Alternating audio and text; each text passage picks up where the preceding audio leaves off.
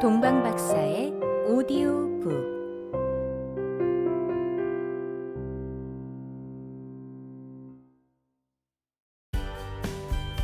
단편소설 모음집 길. 10번째 이야기. 바나나 우유. 신지은 빅토리아 수녀.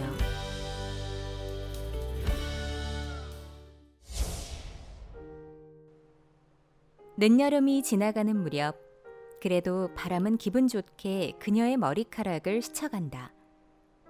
아직도 그대로 있는 초등학교와 놀이터를 지나 추억이 담긴 길을 걸으며 미소가 번진다.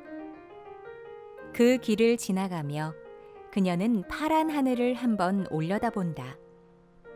눈부신 햇살과 바람에 부딪히는 나뭇잎 소리를 들으니 목마를 태워준 아버지 생각이 난다. 아버지 손을 잡고 아장아장 걷는 어린 그녀의 손에는 바나나 우유가 들려져 있다.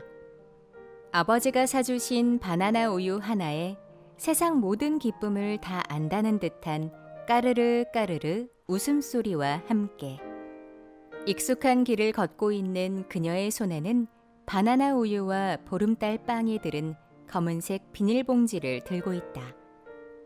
불현듯 28년 전에 3학년 시절 기억이 떠올랐다.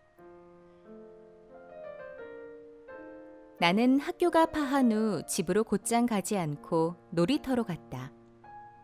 먼저 온 친구들이 흙장난을 하고 있다. 나도 아이들과 함께 흙바닥에 철퍼덕하고 앉아 흙장난을 시작했다. 흙을 만질 때 손가락 사이로 빠져나가는 흙의 느낌이 좋다. 마치도 흙이 하나하나 살아나서 미끄럼들을 타며 내려가듯이 손바닥을 간지럽게 한다.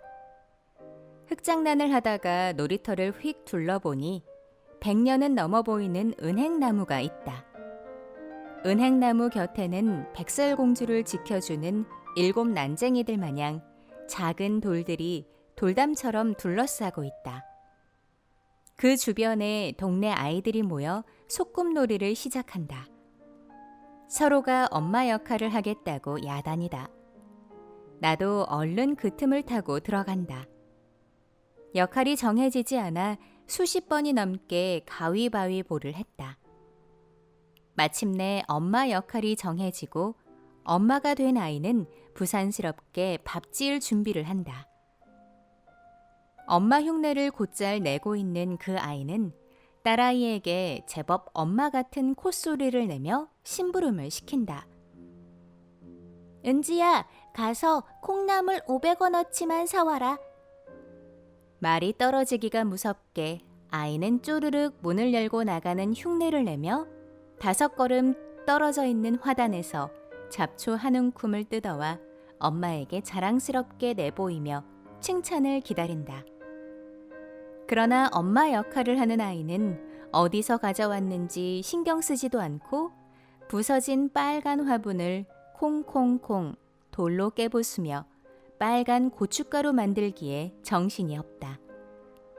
어디서 찾았는지 깨진 유리 접시 위에 모래로 만든 밥이며 잡초로 만든 콩나물 무침을 한껏 차려놓는다. 밥 먹자. 엄마의 말이 끝나기 무섭게 나를 포함한 모든 친구들이 우르르 몰려들어 옹기종기 앉아 밥 먹는 신용을 한다. 또 콩나물 무침이냐면서 반찬 투정하는 아이를 달래는 엄마 역할의 아이는 마치도 진짜로 제 아이인 마냥 사랑스러운 시선을 보낸다. 은지야, 아침이다. 일어나거라. 소꿉놀이에서 하루가 지나 아침이 되었다. 엄마, 나 친구들하고 나가서 놀아도 돼요? 다들 자기네 엄마들한테 반말하면서 꼭 소꿉놀이 할 때만 존댓말을 했기 때문에 그런 친구들이 신기했다. 그래, 차 조심하고 꼭 놀이터에서만 놀아야 한다. 네, 엄마, 다녀올게요. 이제 딸 역할을 맡은 친구는 다른 친구들과 놀이터에서 만나 흙장난을 하기 시작한다. 엄마 역할의 아이도 가만히 있다가 아무도 자신을 엄마로 불러주지 않자 그만 놀이터 모래밭에 앉아 나도 그냥 놀래 하고 말한다. 친구들과 모래바닥 위에 앉아 흙장난을 한다. 놀이터 위에 있는 흙을 퍼내자 똥색의 흙이 보인다. 비가 온 지 얼마 되지 않아 땅 속에 있는 흙은 아직 축축하다.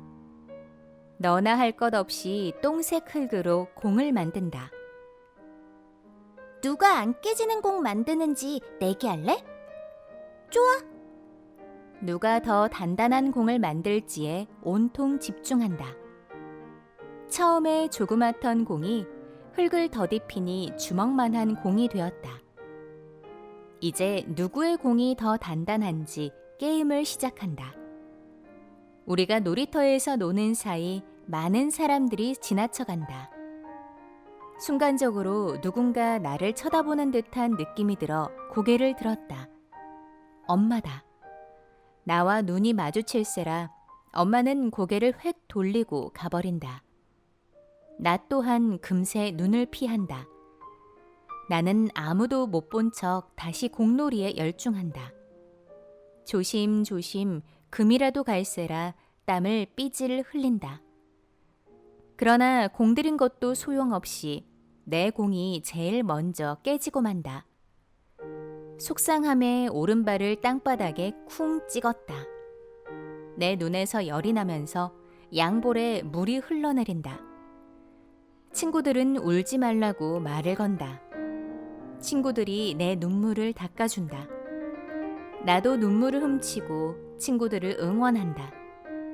제일 마지막까지 남은 친구는 오늘도 자기가 왕이라며 신이 났다. 왕이 된 친구를 부러운 듯 바라보던 친구 한 명은 자신의 깨진 공을 획 멀리 던져버리고 집으로 뛰어간다. 그 친구를 따라 한두 명씩 짝을 지어 집으로 돌아가기 시작한다. 나도 2명의 친구와 집을 향해 터덜터덜 걷기 시작했다. 바로 코앞에 집이 보이는데 나와 다른 2명의 친구는 들어갈 생각을 하지 않는다. 다시 발걸음을 큰 길가로 옮긴다. 얼마나 걸었는지 슬슬 배가 고파오기 시작한다. 결국 학교 앞까지 다시 왔다. 친구들과 학교 앞 길가에서 파는 떡볶이 가게 앞에 쪼르륵 서 있다. 각자 주머니를 뒤지니 300원, 500원, 200원이 모인다. 돈을 모아서 함께 떡볶이를 사서 나눠 먹자고 의견을 모았다.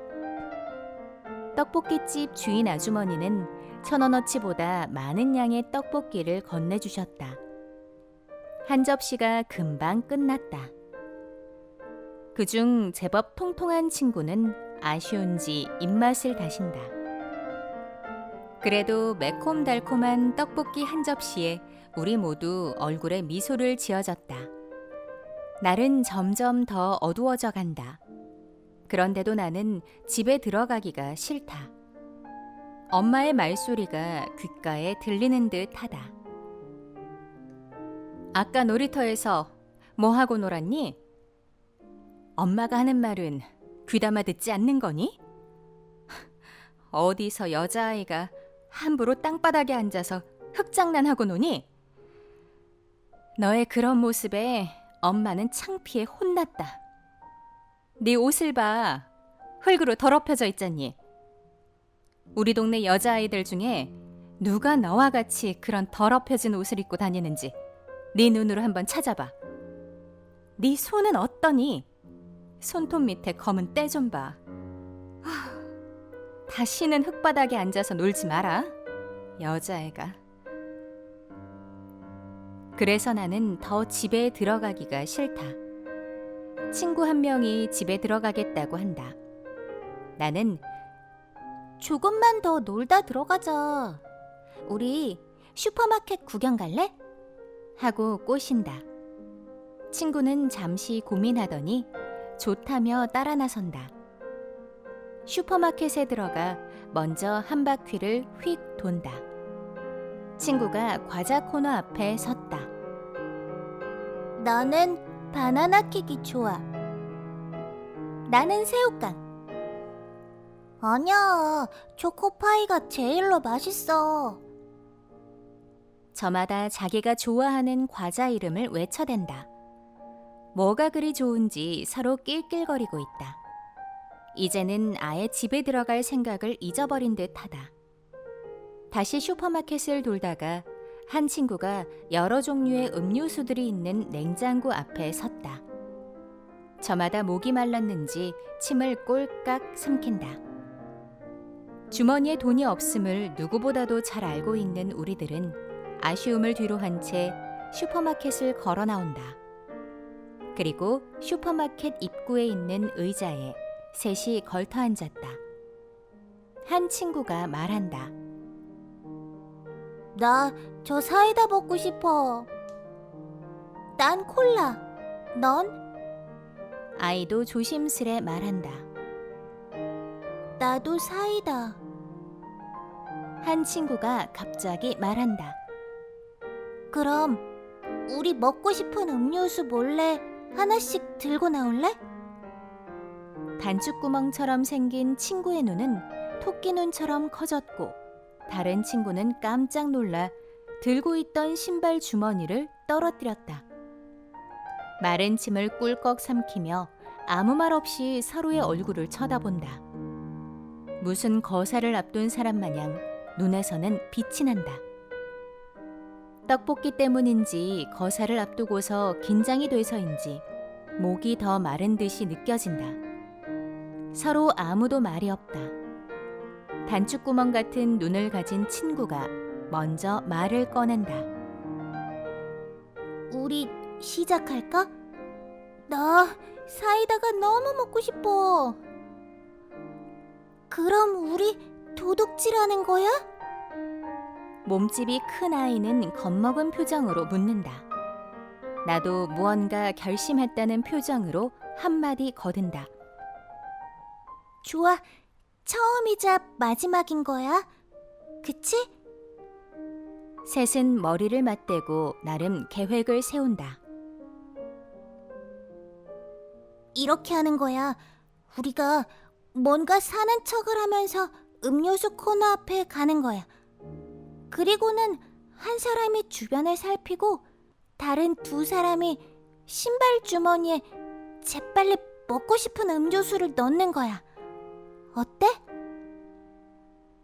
들키지 않을까? 치밀하게 작전 회의를 세운 후 다시 슈퍼마켓으로 걸어 들어간다. 상기된 얼굴에 콩닥거리는 가슴을 이내 진정시키며 물건을 찾는 척 두리번거린다.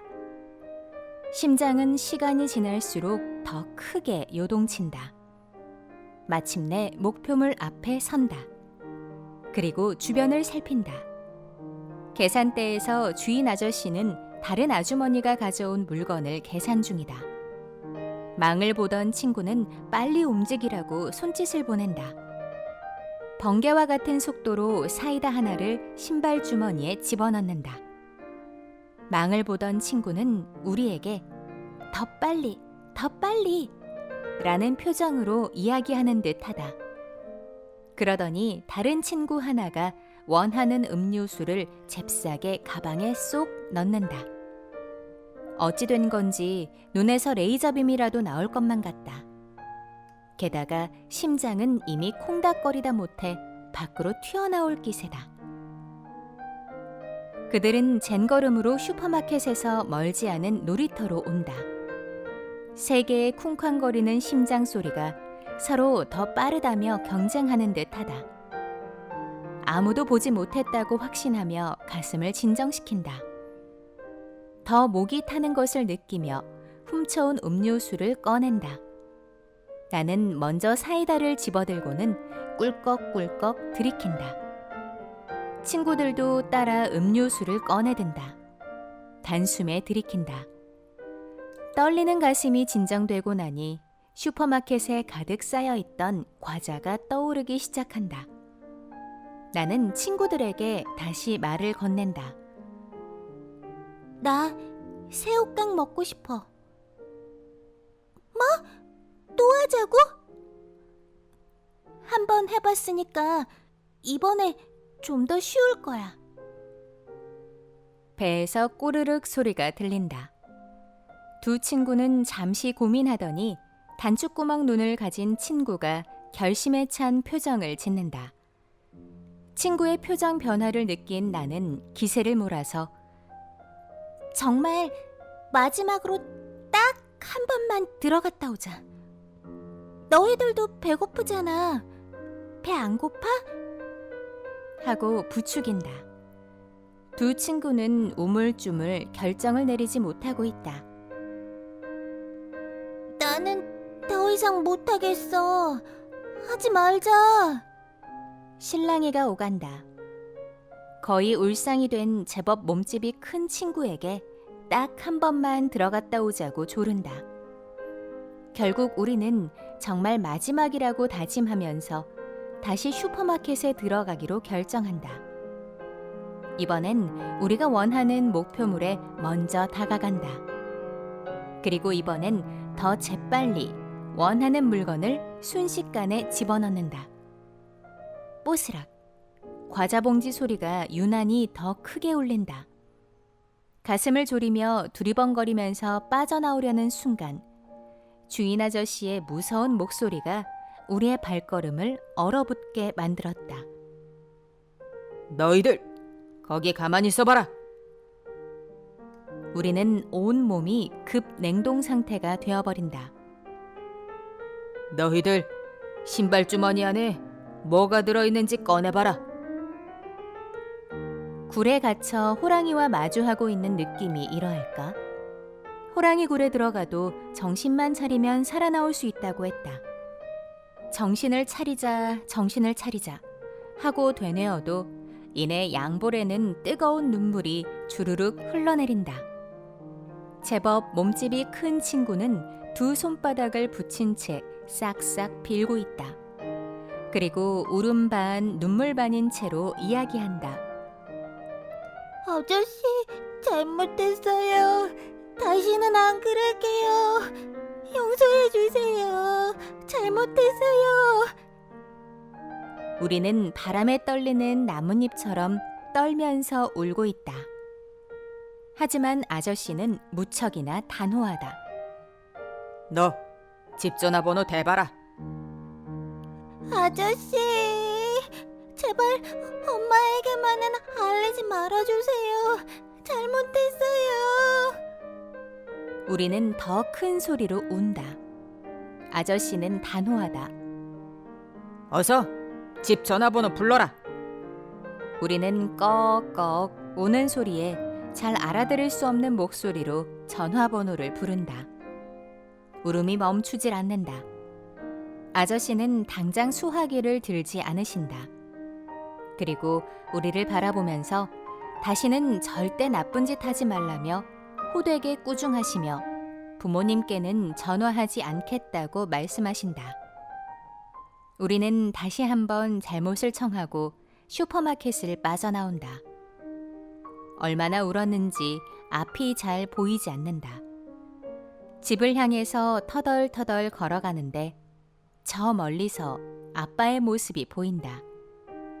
이미 펑펑 울어서 토끼 눈이 된 나는 아빠의 모습에 더욱 놀라 눈을 더 크게 뜬다. 마치도 진짜로 빨간 토끼의 눈이 된 것 같다. 그런 나를 향해 아빠가 걸어오신다. 아빠는 아무 말 없이 내 손을 꼭 잡고 집으로 향한다. 바나나 우유 먹을래? 나는 말 없이 고개를 흔든다. 아빠도 먹고 싶은데 하나씩 먹자. 하시며 구멍가게로 들어가신다. 띠리링, 띠리링. 집 전화벨이 울린다. 불길한 예감이 든다.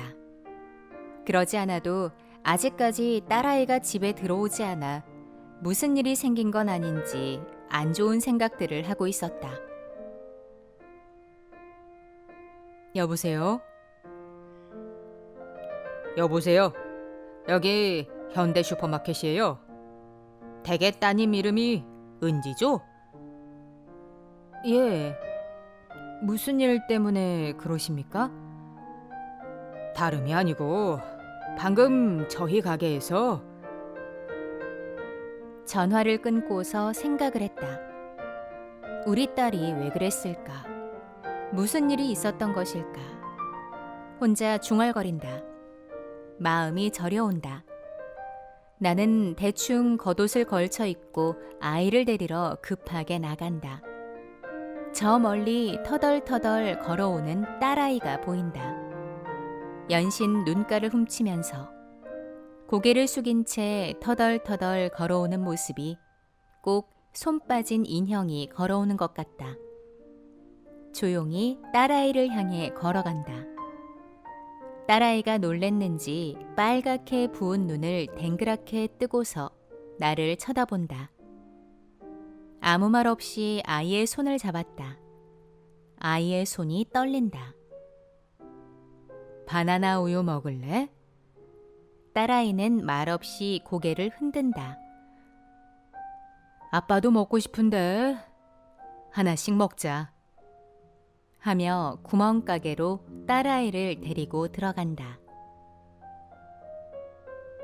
초등학교 시절 깔끔한 어머니의 교육 방침을 아버지는 언제나 존중하셨다. 그래서 어머니께서 그녀를 훈육하실 때면 아무 말 없이 거실에 앉아서 신문을 보시거나 책을 읽으셨다. 그런 아버지를 그녀는 늘 어머니와 같은 생각으로 바라보신다고 생각했었다. 그랬기에 더욱 아버지에게 다가가지 못한 적이 많았다.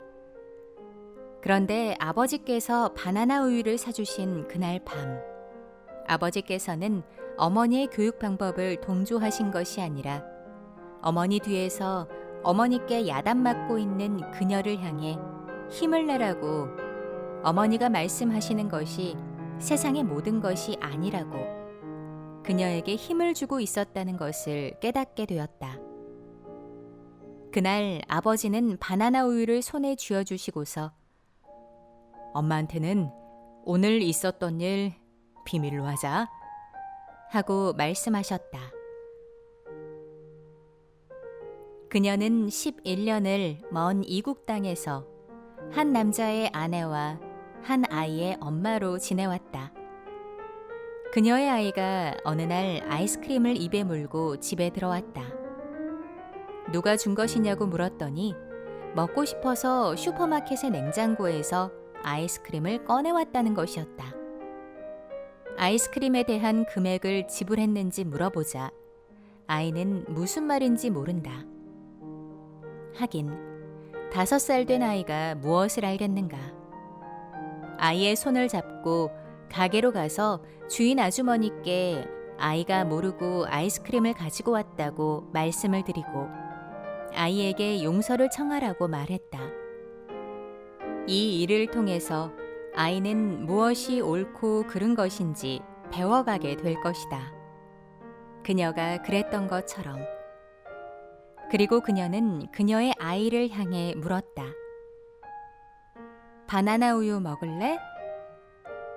이렇게 아이의 실수를 통해서 그녀는 부모님의 마음을 조금 알 것 같다.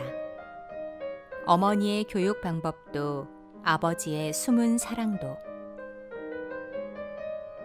초인종을 누르고 집 안으로 들어간 그녀는 오래간만에 어머니와 형제들을 만난다. 이미 제사상이 차려져 있다. 사진 속의 아버지 모습은 바나나 우유를 주시며 미소 지었던 그 모습과 똑같았다. 그녀는 사진 가까이에 바나나 우유를 가져다 놓는다.